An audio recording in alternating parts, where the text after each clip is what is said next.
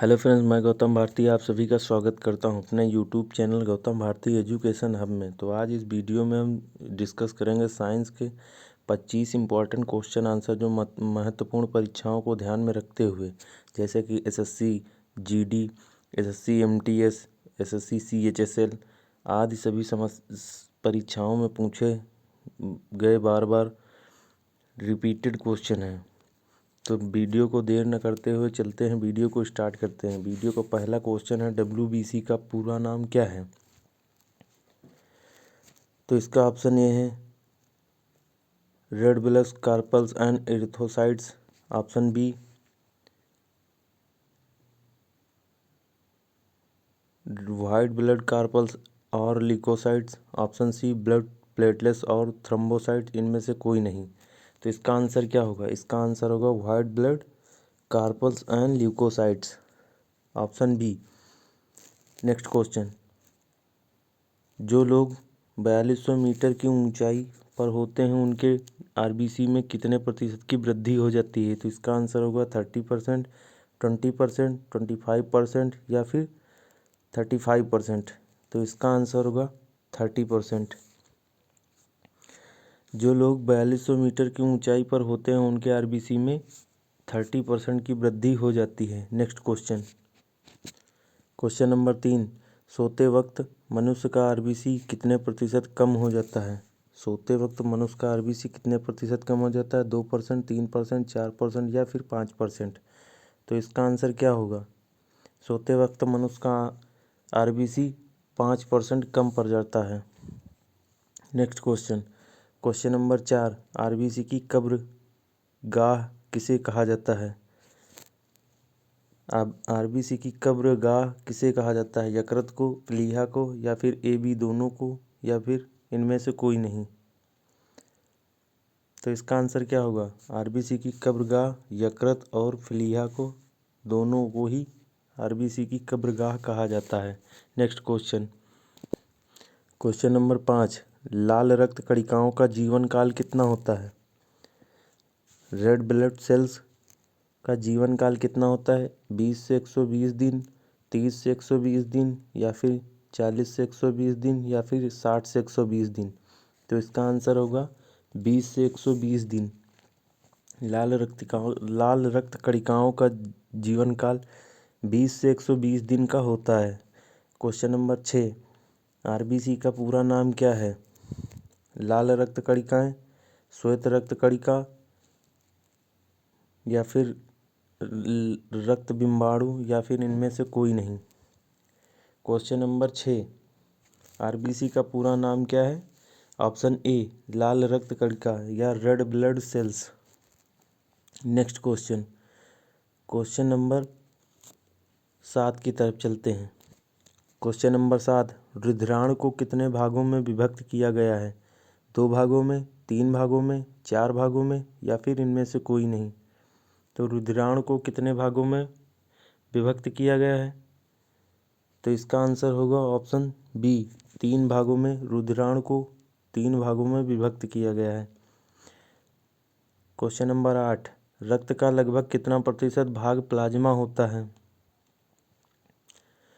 रक्त का कितना प्रतिशत भाग लगभग प्लाज्मा होता है? 40%, 50%, 60% या फिर 65%?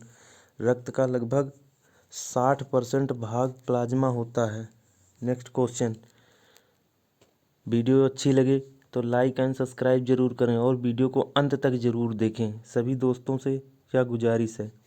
Next question, question number 9, question number 9, रक्त में कितने प्रकार के पदार्थ पाए जाते हैं? 2 प्रकार के, 3 प्रकार के, 4 प्रकार के या फिर इनमें से कोई नहीं?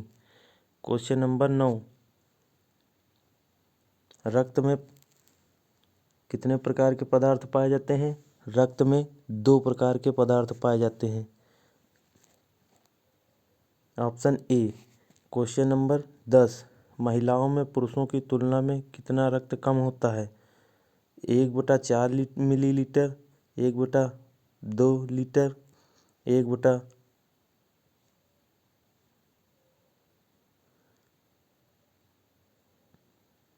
तो इसका आंसर क्या होगा?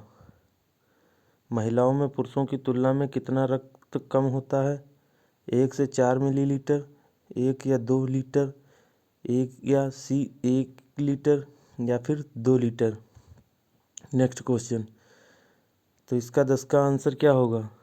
क्वेश्चन नंबर 10 का आंसर होगा 1 से 2 लीटर महिलाओं में पुरुषों की तुलना में रक्त कम होता है। Question number 11। एक वयस्क मनुष्य में औसतन कितना रक्त होता है? 2 से 3 लीटर, 3 से 4 लीटर, 4 से 5 लीटर या फिर 5 से 6 लीटर। तो इसका आंसर क्या होगा? एक वयस्क मनुष्य में लगभग 5 से 6 लीटर ब्लड पाया जाता है। ऑप्शन डी 5 से 6 लीटर। Question number 12। मानव शरीर में रक्त की मात्रा शरीर के भार का लगभग कितने प्रतिशत होती है? मानव शरीर में रक्त की मात्रा शरीर के भार का लगभग कितने प्रतिशत होती है? 6%, 7%, 8% या फिर 9%। इसका आंसर क्या होगा? क्वेश्चन नंबर 12 का आंसर होगा 7%। मानव शरीर में रक्त की मात्रा उसके शरीर के भार की लगभग 7% ब्लड पाया जाता है। Next question. Question number 13। मानव रक्त किस प्रकार का ऊतक है? तरल संयोजी ऊतक, ठोस संयोजी ऊतक, प्लाज्मा, इनमें से कोई नहीं। क्वेश्चन नंबर 13 का आंसर क्या होगा? मानव रक्त किस प्रकार का ऊतक है? मानव रक्त एक तरल संयोजी ऊतक है। मानव रक्त किस प्रकार का ऊतक है? तरल संयोजी ऊतक। क्वेश्चन नंबर 13 का आंसर होगा ऑप्शन ए, तरल संयोजी ऊतक। Question number 14। निम्न में से चेतना ऊतक किसे कहा जाता है? तंत्रिका तंत्र को, तंत्रिका ऊतक को, संयोजी ऊतक को या उपकला ऊतक को। Question number 14। चेतना ऊतक किसे कहा जाता है? क्वेश्चन नंबर 14 का होगा तंत्रिका ऊतक को। सॉरी। Question number 15। मानव शरीर में मांसपेशियों की संख्या कितनी होती है? 639, 638, 637 या फिर 636। तो इसका आंसर क्या होगा? मानव शरीर में मांसपेशियों की संख्या 639 पाई जाती है। Option A. Question number 16। पेशी ऊतक निम्न में से कौन है? आरेखित, रेखित, हृदयक पेशी या उपरोक्त सभी। क्वेश्चन नंबर 16 का आंसर क्या होगा? पेशी ऊतक आरेखित, रेखित और हृदयक पेशी आदि सभी हैं। Option D. क्वेश्चन नंबर 16 का होगा ऑप्शन डी, उपरोक्त सभी। Question number 17। Question number 17। Bharat का सबसे बड़ा चिड़ियाघर कहाँ स्थित है? भारत का सबसे बड़ा चिड़ियाघर कहाँ स्थित है? कोलकाता में, कानपुर में, देहरादून में या फिर इनमें से कोई नहीं। तो सभी आंसर दें। तो इसका आंसर होगा भारत का सबसे बड़ा चिड़ियाघर कहाँ स्थित है?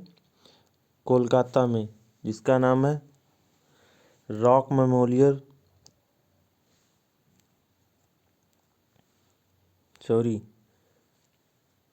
भारत का सबसे बड़ा चिड़ियाघर कहाँ स्थित है? कोलकाता में। संघकार्डेटा के पक्षी वर्ग में हृदय कितना वेशमी होता है या कक्ष होते हैं? 2 कक्ष, 3 कक्ष या 4 कक्ष। संघकार्डेटा के पक्षी में हृदय कितना वेशमी होता है? क्वेश्चन नंबर 18 का आंसर क्या होगा? क्वेश्चन नंबर 18 का आंसर होगा 4 कक्ष का या 4 वेशमी। Question number 19। संघकार्डेटा के एम्फीबिया वर्ग में हृदय कितना वेशमी होता है? 2 वेशमी, 3 वेशमी, 4 वेशमी या फिर इनमें से कोई नहीं। संघकार्डेटा के एम्फीबिया वर्ग में हृदय कितना वेशमी होता है? तो इसका आंसर क्या होगा? 19 का आंसर होगा 3 वेशमी या फिर कक्ष। संघकार्डेटा के एम्फीबिया वर्ग में हृदय 3 वेशमी होता है। Question number 20। संघकार्डेटा के पक्षी वर्ग का उदाहरण है? कौवा, मोर, चिड़िया या फिर सभी। क्वेश्चन नंबर 20 का आंसर क्या होगा? संगाटेटा के पक्षी वर्ग का उदाहरण है सभी। चिड़िया, कौवा और मोर सभी संगाटेटा पक्षी वर्ग का उदाहरण है। Question number 21। संगाटेटा के सरीसृप वर्ग का उदाहरण कौन है? छिपकली, कछुआ, घड़ियाल या उपरोक्त सभी। क्वेश्चन नंबर 21 का आंसर क्या होगा? संगाटेटा के सरीसृप वर्ग का उदाहरण है उपरोक्त सभी। घड़ियाल, कछुआ और छिपकली सभी संगाटेटा वर्ग के उदाहरण हैं। Question number 22। मेंढकों की टर्राहट वास्तव में किसके लिए पुकार होती है? मेंढकों की टर्राहट वास्तव में किसके लिए पुकार होती है? Question number 22। जनन, आहार, मैथुन या फिर इनमें से कोई नहीं। क्वेश्चन नंबर 22 का आंसर होगा मैथुन। Question number 23। निम्न में से संगाटेटा के एम्फीबिया वर्ग का उदाहरण कौन है? स्कोलियोडोन, मेंढक, चिड़िया, सांप। तो इसका आंसर क्या होगा? संगाटेटा के एम्फीबिया वर्ग का उदाहरण कौन है? स्कोलियोडन। ऑप्शन ए, स्कोलियोडन संगाटेटा एम्फीबिया वर्ग का उदाहरण है। Question number 24। एक स्वस्थ मनुष्य का रक्तचाप होता है 80/120, 120/80, 90/120 या फिर 120/90। क्वेश्चन नंबर 24 का आंसर होगा 120/80। एक स्वस्थ मनुष्य का रक्तचाप होता है 120/80। क्वेश्चन नंबर 25, वीडियो का लास्ट क्वेश्चन। क्वेश्चन नंबर 25 है, संगाटेटा में वर्गीकरण के अनुसार कितने वर्ग होते हैं? 10, 11, 12 या फिर 13। क्वेश्चन नंबर 25, संगाटेटा के वर्गीकरण के अनुसार कितने वर्ग होते हैं? क्वेश्चन नंबर 25 और वीडियो का अंतिम क्वेश्चन है। कमेंट करके सभी कमेंट बॉक्स में आंसर दें। क्वेश्चन नंबर 25 का आंसर होगा 13। तो सभी बच्चों से अनुरोध है कि अपने अपने स्कोर ज़रूर बताएं कमेंट बॉक्स में। तो वीडियो को अंत तक देखने के लिए धन्यवाद।